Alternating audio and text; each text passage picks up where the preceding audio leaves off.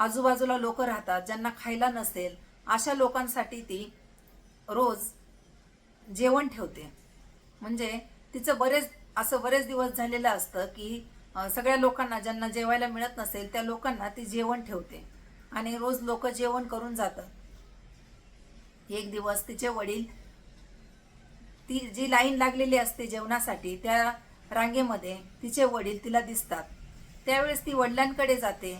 वडिलांनी तिला ओळखलेलं नसतं, पण ती आपल्या वडिलांना ओळखत असते. मग ती वडिलांना म्हणते की बाबा, तुम्ही इथे कसे काय? त्यावेळेस तिचे वडील म्हणतात, बाळा तू कोण?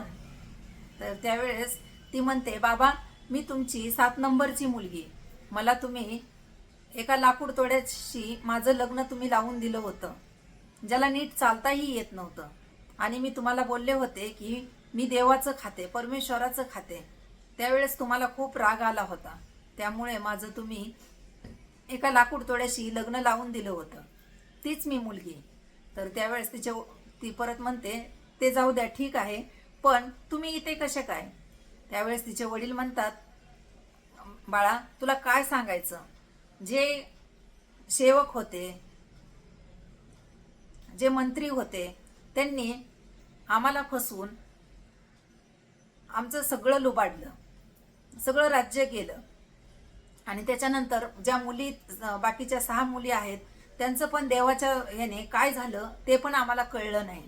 त्यांचं पण सर्व राज्य गेलं आणि त्यांचं मी लग्न चांगल्या राजकुमारशी लावून दिलं होतं, पण त्यांचं पण काहीच राहिलं नाही. आणि मग त्या 6ही मुली त्या रांगेत जेवणासाठी उभा राहिलेल्या होत्या. त्यावेळेस तो म्हणाला, म्हणजे तिचे वडील तिला म्हणाले की आम्हाला कळलं की इथं जेवायला भेटतं, म्हणून मी इथं आलो. रोज आम्ही असंच भटकत फिरत असतो, जेवायला पण मिळत नाही, असं तो मुलीला सांगतो. त्यावेळेस ती म्हणते, बाबा हे बघा, जीवनामध्ये अहंकार नाही केला पाहिजे, कारण कोणाला कसे दिवस येतील ते सांगता येत नाही. आणि आपल्याला जगवणारा तो परमेश्वर आहे. त्याच्यामुळे आपण अहंकार नाही केला पाहिजे की मीच सगळं करतो, माझ्यामुळेच सगळे आहेत, माझ्या जीवावर सगळे जगतात. ह्या गोष्टी आपण मनात नाही आणल्या पाहिजे.